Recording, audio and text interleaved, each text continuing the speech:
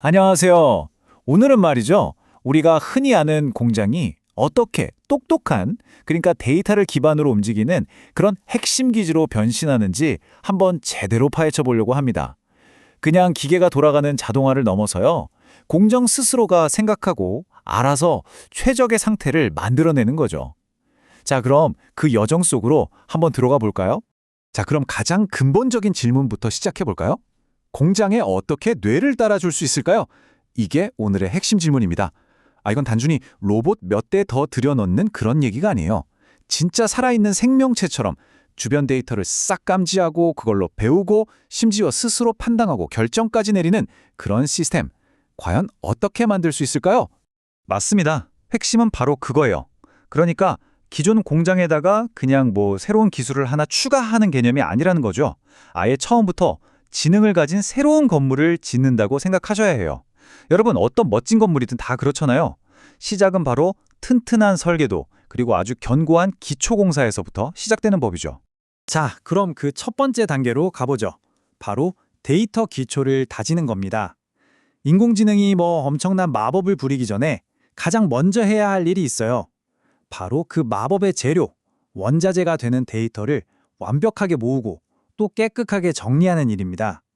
이 기초가 만약에 부실하다? 그럼 그 위에는 아무리 대단한 인공지능 시스템도 절대 세울 수가 없어요. 자, 데이터를 저장하는 창고도요. 그냥 하나만 있으면 되는 게 아니에요. 스마트 팩토리에는 크게 두 종류의 데이터 창고가 필요하다고 보시면 됩니다. 첫 번째는 여기 보이는 서류 캐비넷 같은 거예요. 관계형 데이터베이스, RDB라고 하죠. 이건 잘 바뀌지 않는 정보들, 예를 들면 설비 목록이나 제품 사양 같은 걸 딱 정리해서 보관하는 곳이고요. 그리고 두 번째는 실시간 조립 라인 피드 같은 겁니다.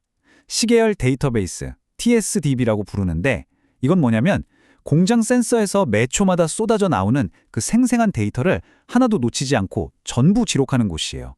느낌이 완전 다르죠? 좋아요. 그럼 이렇게 모은 날것의 데이터를 AI가 바로 쓸 수 있을까요? 아니죠. 이걸 AI가 쓸 수 있는 아주 고급 연료로 만들어야 합니다.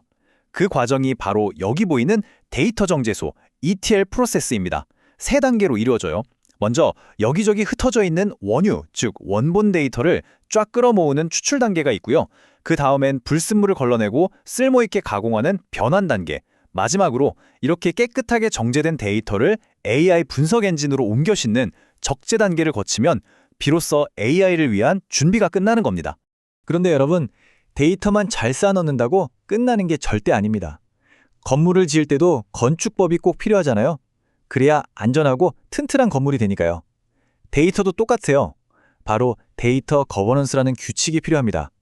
예를 들어 모든 데이터마다 이 데이터는 내가 책임진다 하는 현장 감독관을 딱 정해두고요. 또 데이터에 문제가 생기면 이 자재 어디서 왔지? 하고 공급처를 추적하듯이 데이터가 어디서부터 왔는지 끝까지 추적할 수 있어야 해요. 그리고 아무나 중요 정보에 접근하면 안 되니까 역할에 맞게 열쇠를 나눠주듯이 접근 권한을 철저하게 관리해야 하는 거죠. 이게 바로 데이터 거버넌스의 핵심입니다. 자, 이제 튼튼한 기초 공사가 끝났습니다. 데이터라는 아주 단단한 기반이 마련됐어요. 그럼 이제 뭘 해야 할까요? 맞습니다. 드디어 이 위에 공장에 두뇌와 신경계를 설치할 시간입니다. 스스로 생각하고 학습하는 바로 그 AI 알고리즘 말이죠. 여기서 아주 중요한 기술이 하나 나오는데 바로 비지도 학습이라는 겁니다.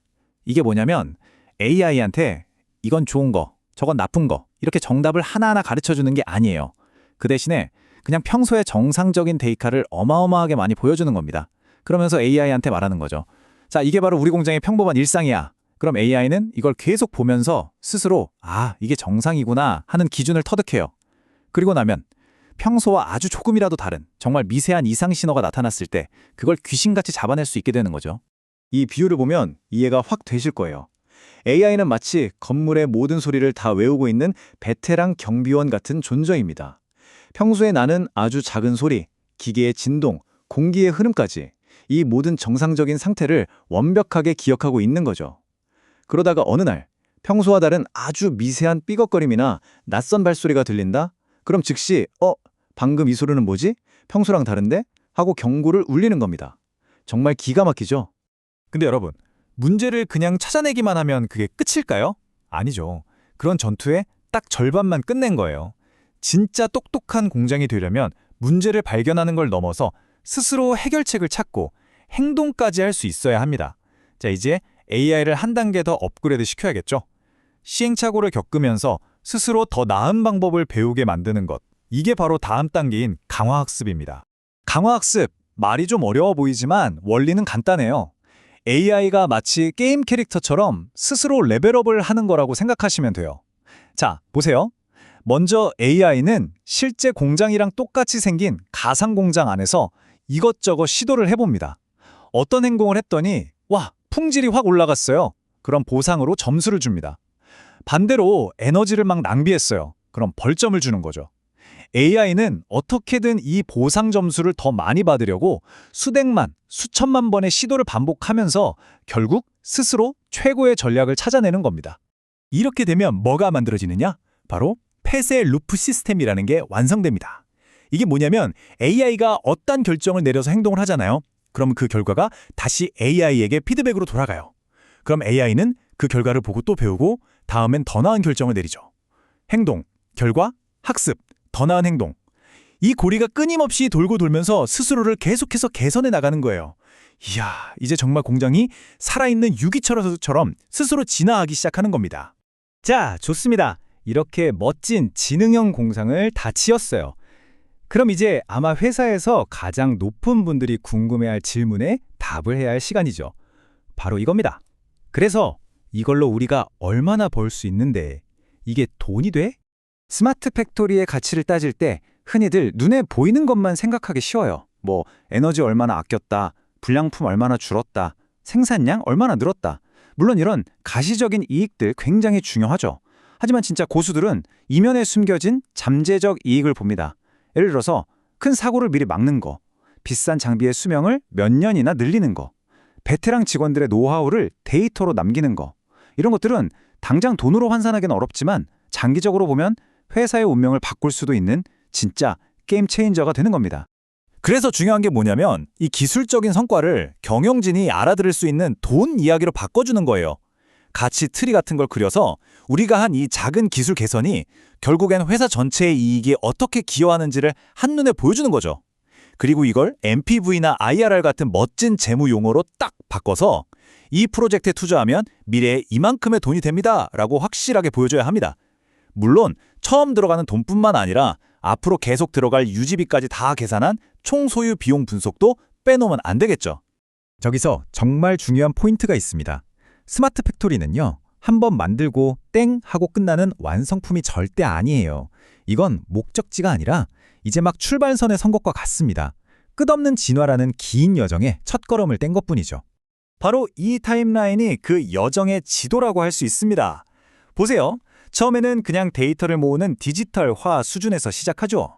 그러다 시스템끼리 서로 대화를 나누는 연결화 단계로 가고 더 나아가 AI가 알아서 문제를 예측하는 예측화 단계까지 갑니다.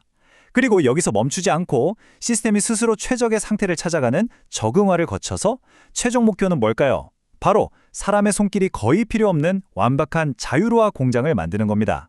자, 그럼 한 공장에서 성공했다고 끝일까요? 아니죠. 이 성공을 회사 전체로 퍼뜨리려면 아주 치밀한 계획이 필요합니다. 일종의 성공 확산 청사진이죠. 예를 들면 성공한 AI 모델을 레고블록처럼 표준 패키지로 만들어서 다른 공장에 착착 갖다 붙일 수 있게 하는 거예요. 또 단기적인 목표와 장기적인 비전을 담은 기술 로드맵도 당연히 있어야 하고요. 그리고 제가 생각하기에 가장 중요한 건데요. 결국 이 모든 걸 해내는 건 사람입니다. 이 엄청난 변화를 이끌어갈 직원들에 대한 투자와 교육, 이게 빠지면 모든 게 사삼노각이 될 수 있습니다. 지금 이 순간에도 여러분의 공장은 끊임없이 속삭이고 있습니다. 수많은 데이터를 통해서요. 나 지금 여기가 좀 아픈 것 같아. 이렇게 하면 더 잘할 수 있을 것 같아 하고 말이죠. 그 목소리에 귀 기울일 준비 되셨나요? 그 안에 바로 미래를 여는 열쇠가 숨어 있을지도 모릅니다.